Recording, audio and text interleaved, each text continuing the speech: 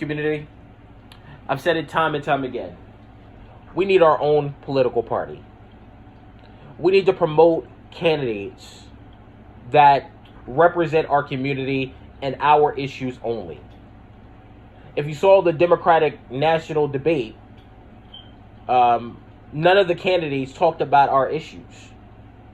All they talked about predominantly were illegal immigrants, immigration issues, the living conditions of these migrant children whose parents broke the law voluntarily, and now they're focused on them. They talked about DACA and other issues, but they did not talk about the people that built America.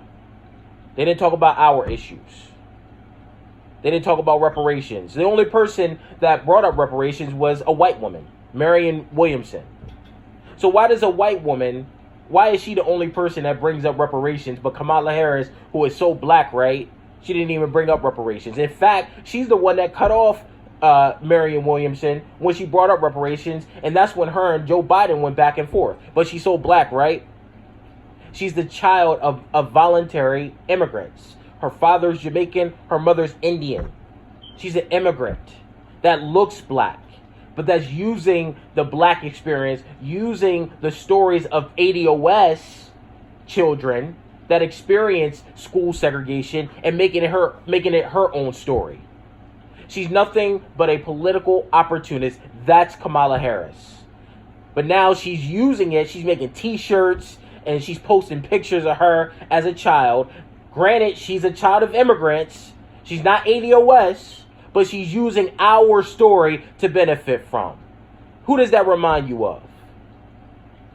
Does that remind you of the 44th president of the United States? The one that posed like a black person that's not ADOS, that went and got elected because of our help? We voted for Barack Obama.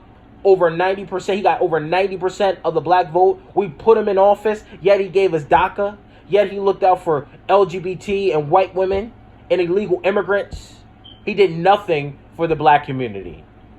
That's why we have to hold our vote. We cannot vote the Democrats in, because they're telling us that they don't care about us, that they don't need us no more, because they're going after the Hispanic vote. They're going after the illegal immigrants and their children that are DACA recipients. They're going after them. They're speaking in Spanish. I know y'all saw that shit where they were speaking in Spanish, pandering for the Hispanic vote because they don't care about us.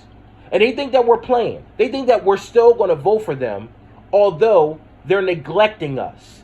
They neglect talking about our issues. They think that we're still going to vote for them, but we got to give them a wake-up call. That if there's no black agenda, if there's no tangibles in 2020, Trump is going to win re-election. Because I actually agree with a lot of shit that Trump says, especially on illegal immigration, that they ask us all need to be deported back to their country. No more DACA, no more sanctuary cities, none of that. Where were our sanctuary cities? When we came over here involuntarily via the transatlantic slave trade, where were our sanctuary cities? Where could we seek asylum? Where could we run to? Yet these illegal immigrants can run across the border, get health care, get voting rights. They're able to work in Congress, all of that. They get subsidies from the government. They get scholarships to go to school. A lot of them don't pay taxes, but we pay taxes. We are citizens, and we don't get the same rights and the same privileges that non-citizens get. I find that to be bullshit. But I want to play a clip from the debate where Kamala Harris and Biden was going back and forth. I mean, we know that Biden's a racist. He's just covert with it. He's not Trump. Trump is more out front with it. But Biden is more of a covert racist. I mean, we know his racist history, the 1994 crime bill. We know all of that. He wrote the bill. He was the architect of mass incarceration. Now, Kamala Harris called his ass out on busing and school desegregation, which should have been done. But she's doing it because she's a political opportunist. She's not doing it because she's ADOS. She's not ADOS. She's doing it because she knows she needs the black vote. So I'm going to play a clip of that back and forth between Biden and Harris, and I'm going to come back with a brief commentary.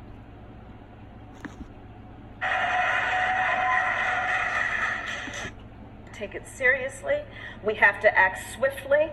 As Attorney General of California, I was very proud to put in place a requirement that all my special agents would wear body cameras and keep those cameras on.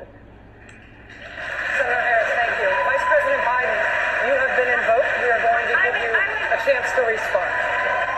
Vice President Biden.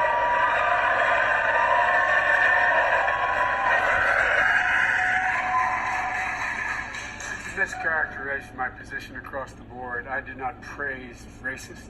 That is not true. Number one. Number two, if we want to have this campaign litigated on who supports civil rights and whether I did or not, I'm happy to do that. I was a public defender. I didn't become a prosecutor. I came out and I left a good law firm to become a public defender when in fact my city was in flames because of the assassination of Dr. King. Number one. Now, number two, as the Vice President of the United States, I work with a man who, in fact, we worked very hard to see to it we dealt with these issues in a major way. The fact is that in terms of busing, the busing, you would have been able to go to school the same exact way because it was a local decision made by your city council. That's fine. That's one of the things I argued for, that we should be breaking down these lines. But so the bottom line here is, look, everything I've done in my career, I ran because of civil rights. I continue to think we have to make fundamental changes in civil rights. And those civil rights, by the way, include not just only African Americans, but the LGBT community. But Vice President Biden, do you agree today that you were wrong to oppose busing in America? Then, do you agree? I did not oppose busing in America. What I opposed is busing ordered by the Department of Education. That's what I opposed. Well, there was a failure of states to integrate public schools in America. I was part of the second class to integrate Berkeley, California public schools almost 2 decades after Brown v. Board of Education. Because your city council made that decision. It was a local that's where decision. The federal government must step in. That's why we have the Voting Rights Act and the Civil Rights Act. That's why we need to pass the Equality Act. That's why we need to pass the ERA, because there are moments in history where states fail to preserve the civil rights of all people. I supported the ERA from the very beginning when I ran for the 30 seconds, because I want to bring other people into this. I supported the ERA from the very beginning. I'm the guy that extended the Voting Rights Act for 25 years. We got to the place where we got 98 out of 98 votes in the United States Senate doing it. I've also argued very strongly that we, in fact, deal with the notion of denying people access to the ballot box. I agree that everybody, once they, in fact, they should. Anyway, my time's up. I'm sorry. Thank you, Vice President. Ladies and gentlemen, ADOS community, she checkmated Biden. Biden didn't even have a response for her because Biden is racist. Okay? So the point of the matter is that Kamala Harris is a political opportunist, and everybody's saying, oh, she's so black and all of that shit. She's not black. Okay, she's not ADOS. She looks black, but she's a opportunist, and she took advantage of the opportunity to call Biden out on his racism. That's a vice president, a former vice president, and she ate him alive. He was stumbling and fumbling and all of that shit. But as I alluded to earlier, the Democrats do not care about the black vote. They've taken us for granted year after year after year. Now they're just being more obvious with it because they don't think that they need us anymore. But ADOS, the solution is simple. Don't vote for their asses. Let them go up against Donald Trump with the illegal immigrants, with the Hispanics, and see if they can beat Trump without our vote. We are no longer making them presidents. We are no longer putting them into power without something tangible in return. That is the point. If they are not going to bring reparations into policy or reality, then we're not going to vote for the asses ever again. It's either reparations or nothing. That is the only way to fix the problems in the black community. That's the only solution, is reparations. And after you give us our reparations, we want land, goddammit. We want it. We want our land. We want our check. Cut the goddamn check, or you're not getting our vote. Plain and simple. But that's all I got to say. I mean, there's really not many takeaways from the debate because it was nothing about us. Like I said, the only person that actually brought up reparations, none of the moderators or the interviewers brought up reparations, because I don't think the Democratic establishment wants them talking about reparations. But I'm going to post a video about that later, how Senate Democrats want reparations, the discussion about reparations, to go away.